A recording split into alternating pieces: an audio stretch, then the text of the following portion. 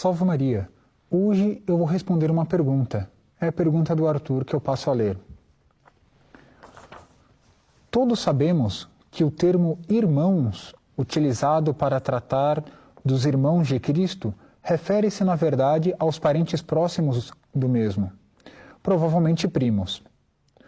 Porém, achei curioso que no trecho de São Lucas, ele cita capítulo 1, versículo 36, há um termo parente, para tratar de parentesco entre Maria e Isabel. Procurei um pouco, mas não encontrei algo que me explicasse. Poderiam me elucidar essa questão? Então, para o Arthur, eu já vou responder logo de início a sua pergunta a respeito desse versículo, que é o capítulo 1, versículo 36 do Evangelho de São Lucas. Para isso, eu tenho que recorrer um pouco a uma análise linguística, porque nós não vamos entender o termo parente se nós não formos ao original do Evangelho, que está escrito em grego. Então, o que diz a nossa tradução em português? É o anjo dizendo a Nossa Senhora: olha sua parenta Isabel. Apesar da sua velhice, ela concebeu um filho. Aquela que era considerado estéril já faz 6 meses que está grávida. Então, qual é essa palavra parente ou parenta? Nós vamos ter aqui nesse versículo, vai ser exatamente isso, essa palavra que todos podem acompanhar na tela. Singenis, que significa aparenta, e que vem de 2 outras palavras, que é a palavra família, que é genos em grego, e uma preposição grega chamada sin, que significa com, junto com, acompanhado de.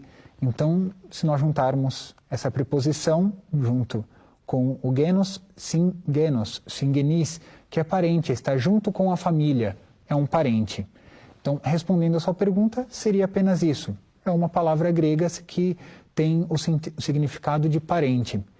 Mas a sua pergunta talvez levante uma questão que muitos outros católicos tenham dúvida. Como o próprio Arthur disse, a palavra irmão é entendido como um parente próximo de Nosso Senhor Jesus Cristo. Mas como entender esses irmãos, uma vez que existe a palavra parente no próprio grego e outra que significa a palavra irmão? Por que essa distinção e por que então não colocar parente para Nosso Senhor Jesus Cristo?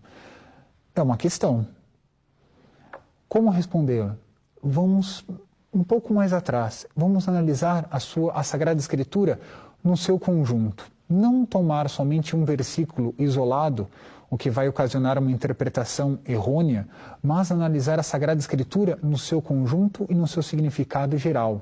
Só assim nós podemos entendê-la perfeitamente, sabendo que a Sagrada Escritura é a própria Palavra de Deus, escritas com palavras humanas, mas é a própria mensagem que Deus quer dar a nós, seres humanos, é a própria revelação de Deus. Portanto, não há erros enquanto revelação de Deus. O que nós podemos é analisar um pouco quais são as suas características. E para isso vamos tomar, inclusive, o aspecto linguístico, os originais da Sagrada Escritura, pois só assim nós vamos entender o contexto que tinha naquela época na história. Então todos vão poder acompanhar o que nós vamos dizendo na tela com as próprias palavras. Nós sabemos que o Antigo Testamento, na sua maior parte, está escrito em hebraico. E a palavra hebraica que nós chamamos de irmãos, chama-se ar. Então essa palavra é a palavra irmão.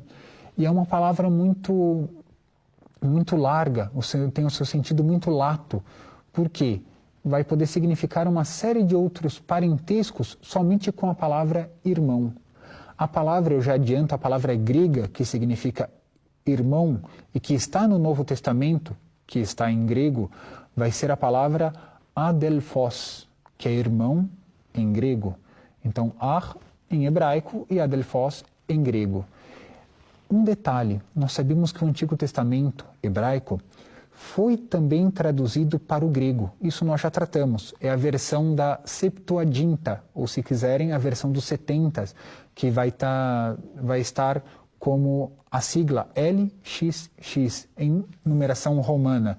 Mas essa versão foi uma tradução do hebraico para o grego, encomendado por um faraó do Egito, que queria uma versão grega dos livros sagrados dos judeus para a sua biblioteca de Alexandria.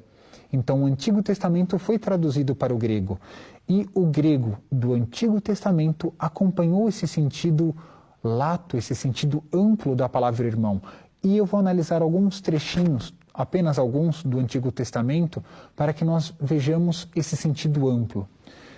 Por exemplo, a palavra irmão no Antigo Testamento pode significar um filho que é do mesmo pai e da mesma mãe.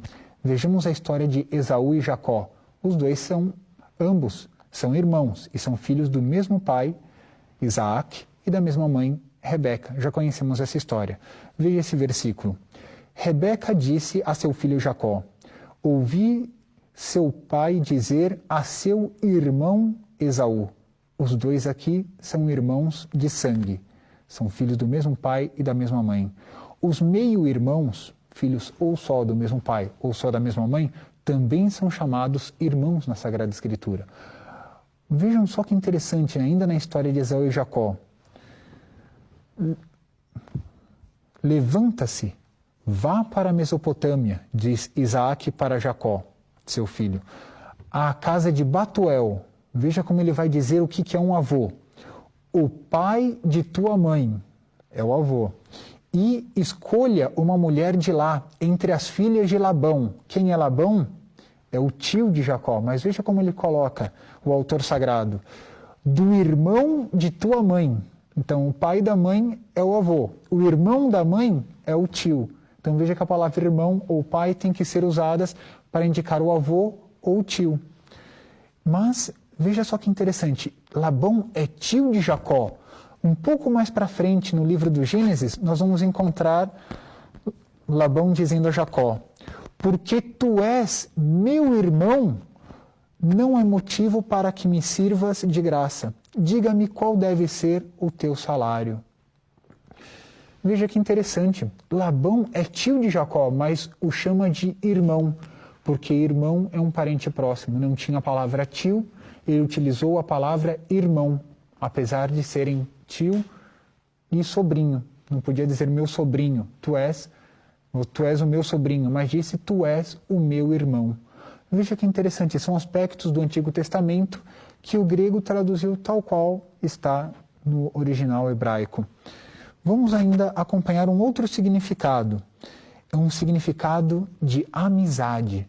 Vejamos na história do rei Davi como o rei Davi vai chamar Jonatas, que era filho do rei Saul. Eles são de famílias diferentes, inclusive são de tribos de Israel, mas as tribos são diferentes, não tem nada a ver um com o outro.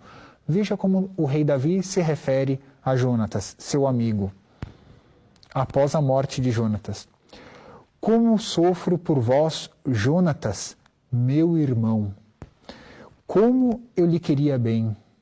Então ele se lamenta e chama Jonatas de meu irmão. São apenas amigos. Mas até hoje, na nossa sociedade atual, existe essa expressão. Alguém que viveu junto, que sempre esteve na casa. É praticamente um irmão, é praticamente uma irmã. Enfim, é um parente próximo. É como que essa amizade criou um vínculo, que não é um vínculo carnal, mas é um vínculo até superior ao carnal, que é um vínculo por um amor a Deus, quiçá. Então é um vínculo mais nobre do que simplesmente o carnal. Podem ter as duas coisas. Isso no Antigo Testamento. Então a palavra ar, ou se quiserem, adelphos, em grego, né, ar, em hebraico, elas vão traduzir todas essas expressões. Vejam que vai o avô, o próprio tio, o sobrinho, então tudo isso, inclusive o irmão de sangue ou a amizade, e outras. Mas fiquemos por aqui. Vejamos agora, no Novo Testamento, como vai complicar a nossa vida. Vamos ler um versículo em Jesus, estando em Nazaré, o que ele vai dizer? Então, Jesus dizia para eles que um profeta só não é estimado em sua própria pátria, entre seus parentes e em sua casa. Aqui, a palavra utilizada foi aquela que nós já respondemos. Syngeneusin, que significa parente mesmo. Não está dizendo irmão. Então, parente aqui está bem traduzido pela palavra grega. Então, vamos ver um outro caso, que é São Paulo escrevendo aos Colossenses. Aristarco, meu companheiro de prisão, e Marcos, primo de